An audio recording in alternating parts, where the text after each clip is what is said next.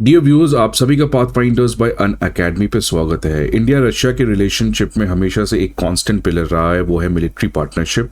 India has been one of the largest defence export market for Russia. दूसरी तरफ recent times में Russia और China की economic relationship बहुत ज़्यादा सिग्निफिकेंटली बढ़ी है, जिसकी वजह से रशिया की इकॉनमी बहुत ज़्यादा चाइना पे डिपेंड करती है।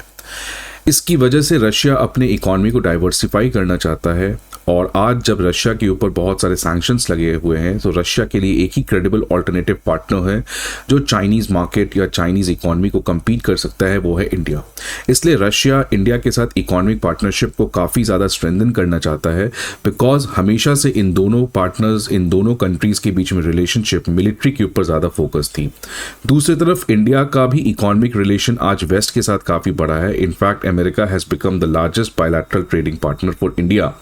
लेकिन जिस तरीके से डोनाल्ड ट्रंप हमेशा से टैरिफ वॉर और इंडिया को अपने लास्ट टेन्योर में जीएसपी सिस्टम से बाहर कर दिए थे, तो इकोनॉमिकली और साथ साथ अमेरिका इंडिया के साथ एफटीए करने का भी कोई मूड नहीं बना रहा है।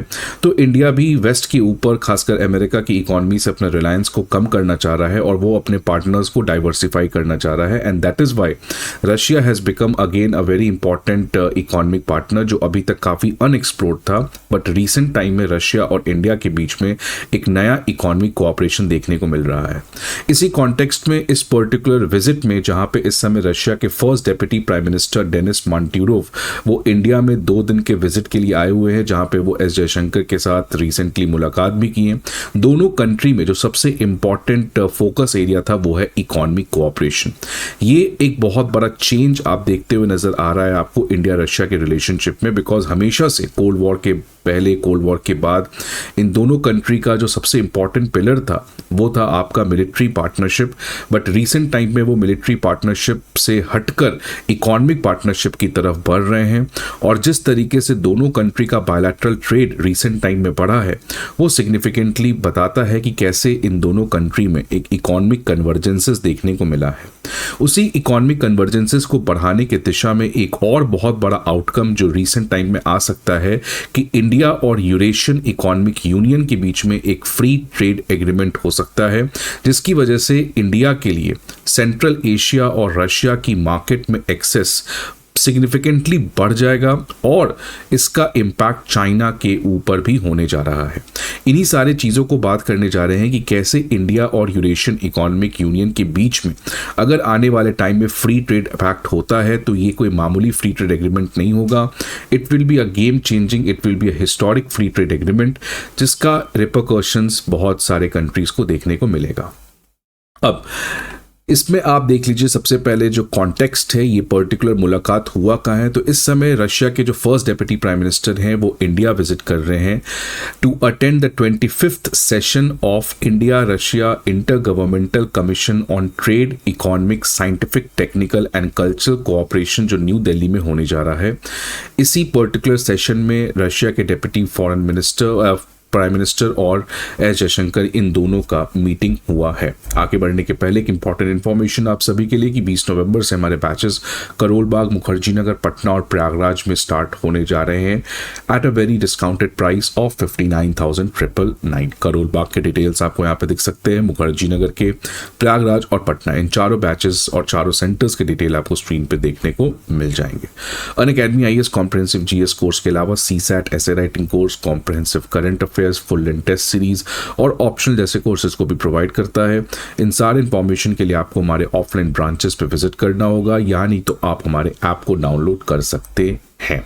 अब सबसे बड़ा आउटकम जो इस पर्टिकुलर मीटिंग में निकल के आ रहा है कि रशिया ने फिर से कहा है कि Russia is committed to signing the free trade agreement between the India and the Russia led Eurasian economic union. ये कोई फ्री ट्रेड एग्रीमेंट की बात पहली बार नहीं हुई है, कई सालों से चल रही है, बट किसी कारणवश ये particular free trade agreement reality में, हकीकत में इसको नहीं लाया जा पा रहा था। लेकिन इस बार रशिया ने कहा है कि Russia is committed to again ensure कि दोनों इंडिया और और यूरेशियन इकोनॉमिक यूनियन जो ब्लॉक है उसके बीच में FTA हो।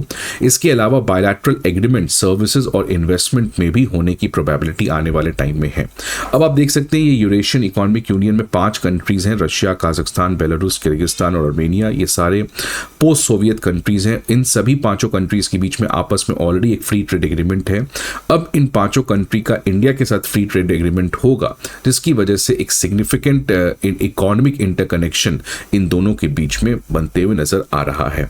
इसकी टाइमिंग काफी ज्यादा खास है बिकॉज रिसेंटली आपको पता है कि नीति आयोग के जो चेयरमैन है, जो CEO है, उन्होंने कहा था कि इंडिया को चाइना के द्वारा लॉन्च किया गया RCEP प्रोजेक्ट को ज्वाइन करना चाहिए, लेकिन इंडिया ने चाइना बैक्ड RCEP को ज्वाइन नहीं किया और अब इंडिया प्लान कर रहा है Russia backed Eurasian economic union को ज्वाइन करना।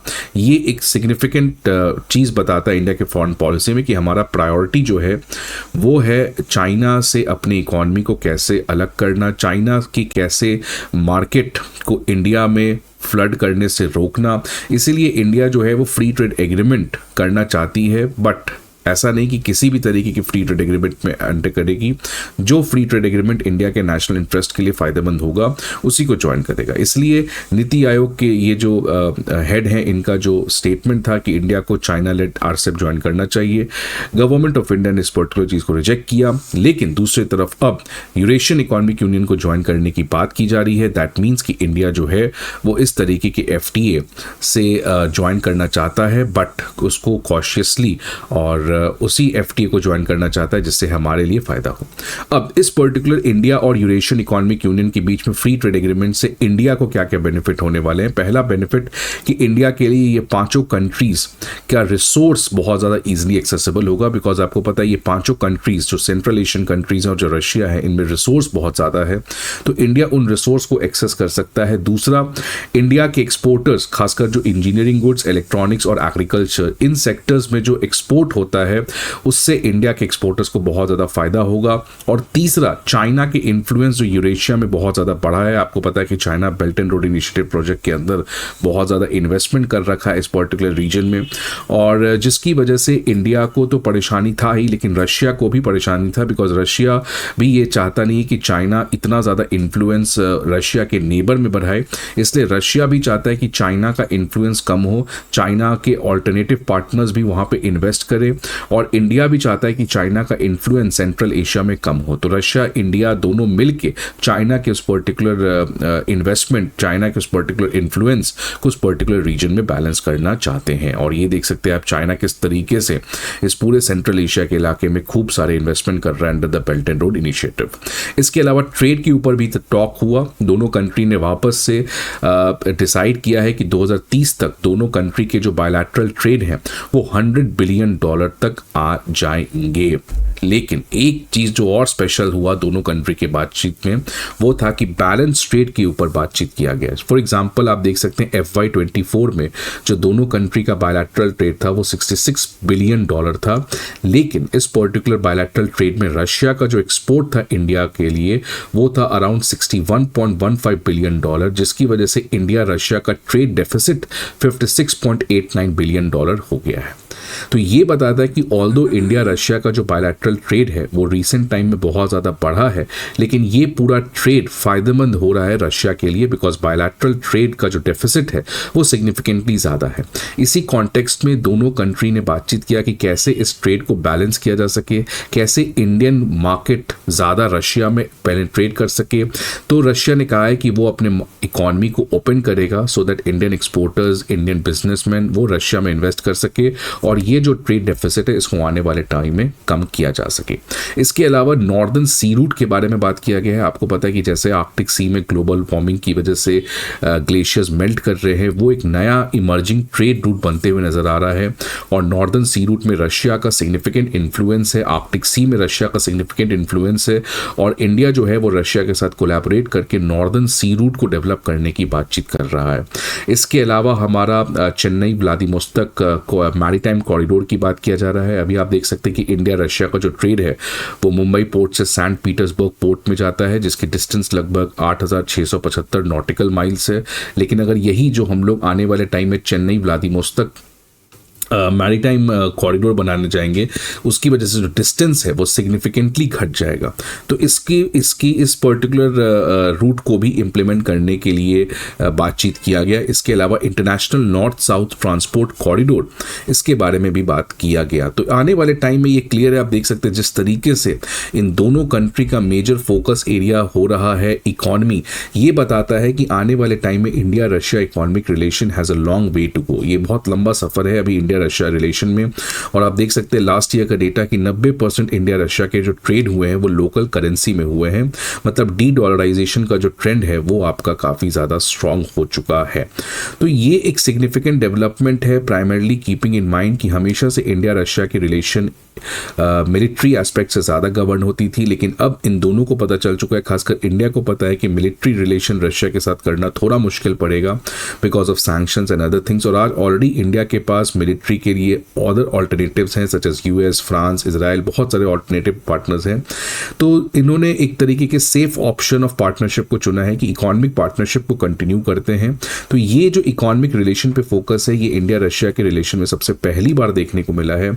और जिस तरीके से ये दोनों कोलैबोरेट कर रहे हैं, और अब इनफैक्ट ए फ्री ट्रेड एग्रीमेंट भी हो जाएगा, जिसकी वजह से दोनों कंट्री के रिलेशन सिग्निफिकेंटली हायर हो जाएंगे। और ये इंडिया जो इस समय इस पर्टिकुलर चीज़ की बातचीत कर रहा है, ये अमेरिका के प्रति एक मैसेज भी है कि जैसे आप फ्री ट्रेड एग्रीमेंट नहीं करते हैं, आप अपने मार्केट के एक्सेस को नहीं देते हैं, इसके अलावा आप हमने जीएसपी से बाहर कर दिया, तो इंडिया के पास इकोनॉमिक पार्टनर्स और भी हैं। इंडिया रशिया के साथ इस तरीके की इकोनॉमिक पार्टनरशिप बढ़ाएगा, लेकिन अभी भी एक बहुत लंबा सफर है। बिकॉज अगर आप चाइना रशिया की बायलैटरल ट्रेड देखें लास्ट ईयर, तो वो $240 बिलियन था, जो कि इंडिया रशिया के बायलैटरल ट्रेड से 4 गुना ज़्यादा है।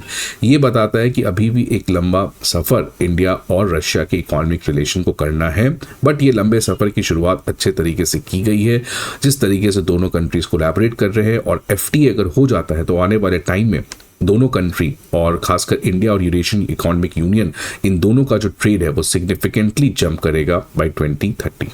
आई होप आपको ये वीडियो अच्छा लगे। See you again next video, till then good bye.